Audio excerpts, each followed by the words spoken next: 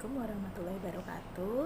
Perkenalkan, nama saya Sri Rahayu, NIM 195, mahasiswa S1 Akuntansi FE Unisula. Pada kesempatan kali ini kita akan membahas tentang salah satu materi dari akuntansi keuangan menengah 2, yaitu laporan arus kas. Mari kita simak pembahasan kita kali ini supaya lebih mudah dalam mempelajari dan mengerjakan soal-soal tentang laporan arus kas serta bagaimana cara membuat laporan arus kas dengan mudah, baik, dan benar. Kita ikuti ya. Yang pertama, daftar isi, kita akan membahas tentang yang pertama pengertian, yang kedua teori, dan yang ketiga nanti kita akan melakukan tentang contoh soal. Yang pertama pengertian, laporan arus kas adalah salah satu bagian dari laporan keuangan. Laporan keuangan ada 5, yaitu neraca, laporan laba rugi, laporan perubahan modal, laporan arus kas, dan yang terakhir catatan atas laporan keuangan. Di kesempatan kali ini kita akan membahas tentang laporan arus kas. Laporan arus kas sangat penting bagi analisis laporan keuangan, karena dengan laporan arus kas kita dapat mengetahui atau melihat arus kasnya, baik kas masuk maupun kas keluar, sehingga manajemen perusahaan bisa melihat dan melakukan sebuah keputusan finansial yang berhubungan dengan perusahaan. Dengan laporan arus kas, kita dapat melihat kas ini mengalir kemana. Dalam laporan arus kas ini juga sangat penting diperlukan logika. Maka di awal ini kita akan membahas terlebih dahulu untuk teorinya sampai mengerti dan paham, sehingga ke depan tidak akan salah lagi dalam pembuatan laporan arus kas. Jika sudah paham dengan konsepnya, maka tidak akan susah menyusun laporan arus kas. Laporan arus kas terdiri dari 3 komponen utama. Yang pertama, operasional, investasi, dan pendanaan. Yang pertama, operasional. Laporan kas yang berasal dari operasional adalah yang berhubungan dengan semua kegiatan operasional. Laporan kas dari aktivitas investasi yaitu yang berhubungan dengan aktivitas tetap seperti jual tanah, pembelian tanah, beli peralatan yang berhubungan dengan aktivitas tetap. Yang ketiga adalah laporan kas yang dengan aktivitas pendanaan, yaitu yang berhubungan dengan suntikan dana, pinjaman dana, dan lain-lain. Nah, dalam laporan arus kas sendiri, kita mempunyai 2 metode untuk menyusun laporan arus kas. Yang pertama, metode langsung, dan yang kedua adalah metode tidak langsung. Metode langsung adalah metode yang mengkaji dari mengetahui nilai kas yang kita terima dari penjualan tunai ataupun mengkaji dari kenaikan piutang. Sedangkan metode tidak langsung adalah metode yang mengkaji dari laporan keuangan, yaitu bisa dilihat dari neraca dan laba rugi. Kita cukup menggunakan data laporan neraca dan laporan laba rugi 2 tahun terakhir. Dari situ kita sudah bisa menyusun laporan arus kas. Pada kesempatan kali ini kita akan membahas dan mengulas tentang metode tidak langsung. Metode tidak langsung itu terdiri dari 3 aktivitas yang utama, yaitu aktivitas operasional, aktivitas investasi, dan aktivitas pendanaan. Aktivitas operasi kita perlu mengingat 4 hal, yaitu laba bersih tahun berjalan. Yang kedua, biaya-biaya atau akun-akun yang tidak berhubungan seperti penyusutan. Yang ketiga, aktivitas lancar. Yang keempat, hutang lancar. Aktivitas dari metode tidak langsung, selain ada aktivitas operasi, kita juga ada aktivitas investasi dan juga aktivitas pendanaan. Bagaimana cara mencatat dan konsepnya? Maka kali ini kita akan membahas tentang cara mencatat dan konsepnya secara teori supaya kita lebih memahami tentang bagaimana cara menyusun laporan arus kas dengan baik dan benar. Cara mencatatnya, yang pertama, kita bandingkan 2 tahun neraca yang berjalan, misalnya tahun neraca tahun 2016 dan 2017. Yang kedua, kita lihat akunnya. Misal kita melihat akun piutang pada tahun 2016 berapa dan tahun 2017 berapa. Lalu kita lihat selisihnya, apakah ada kenaikan atau ada penurunan. Yang ketiga, kita bisa melihat akun piutang. Jika piutang itu naik, apa yang terjadi pada kas?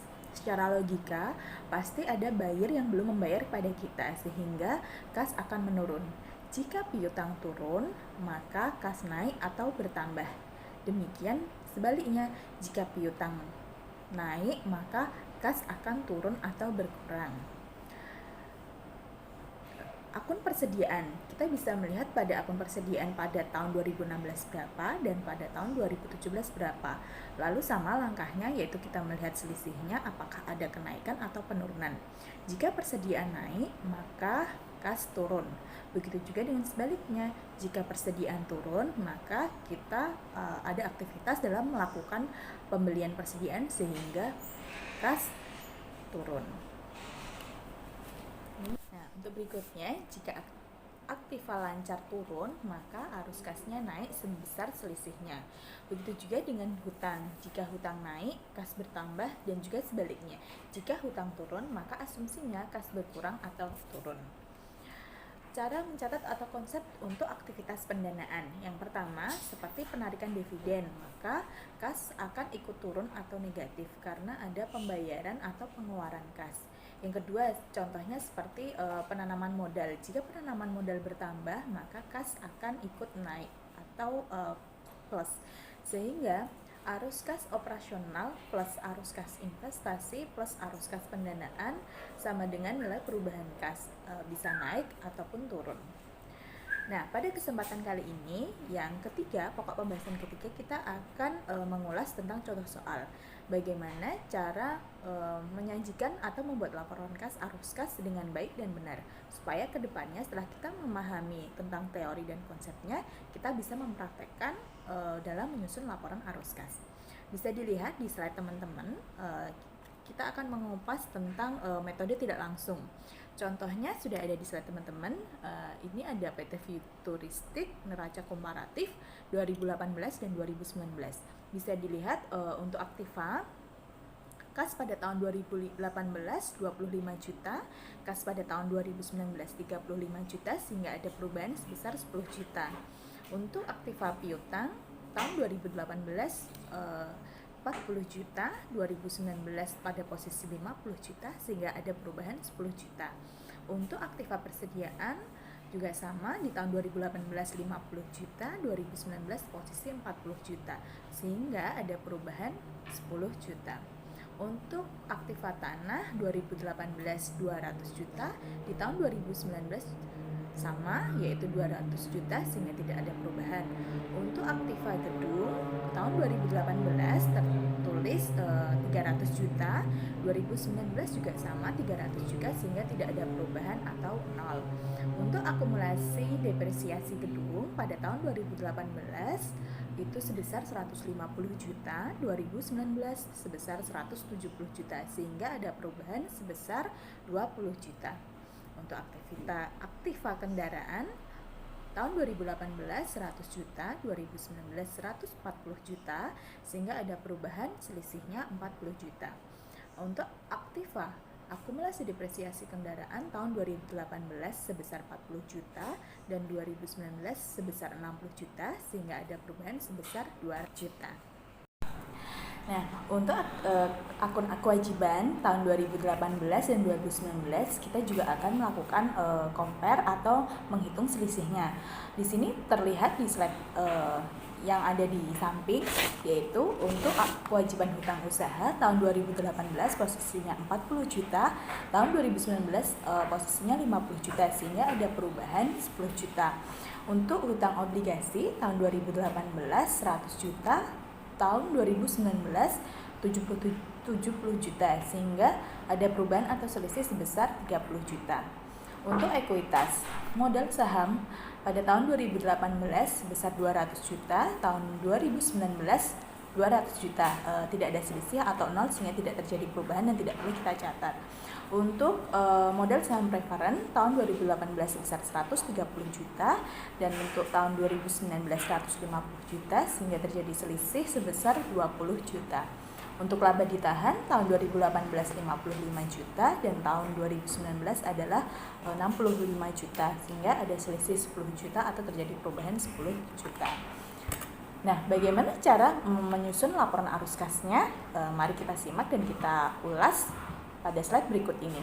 Untuk laporan arus kas tahun 2019, kita akan menghitung dari arus kas dari aktivitas operasional. Itu yang akan pertama kita cari dan kita hitung.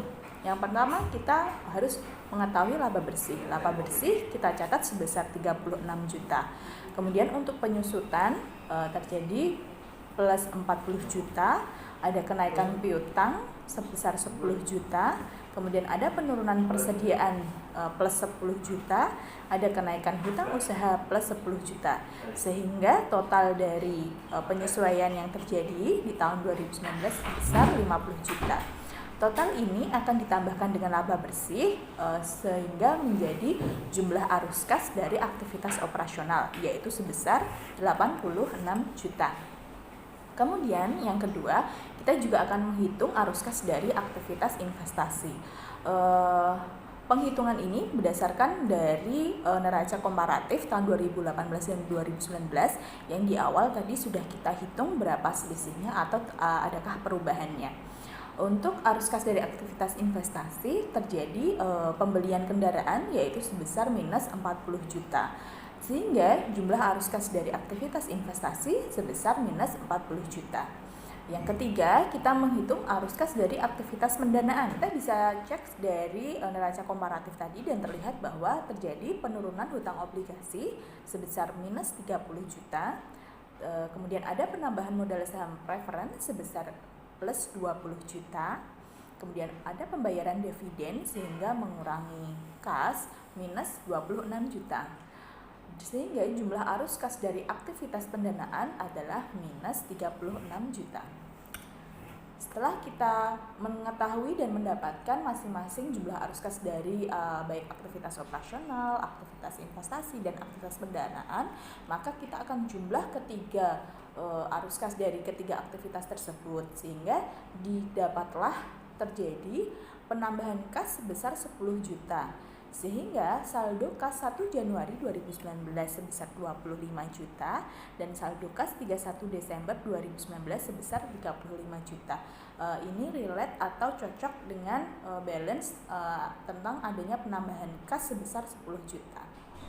Demikian pembahasan kita kali ini tentang laporan arus kas. Semoga dengan pembahasan kali ini kita semua bisa memahami tentang teori, konsep tentang penyusunan laporan arus kas, sehingga kedepannya kita akan lebih mudah dalam membuat dan menyusun laporan arus kas dengan baik, benar, dan mudah.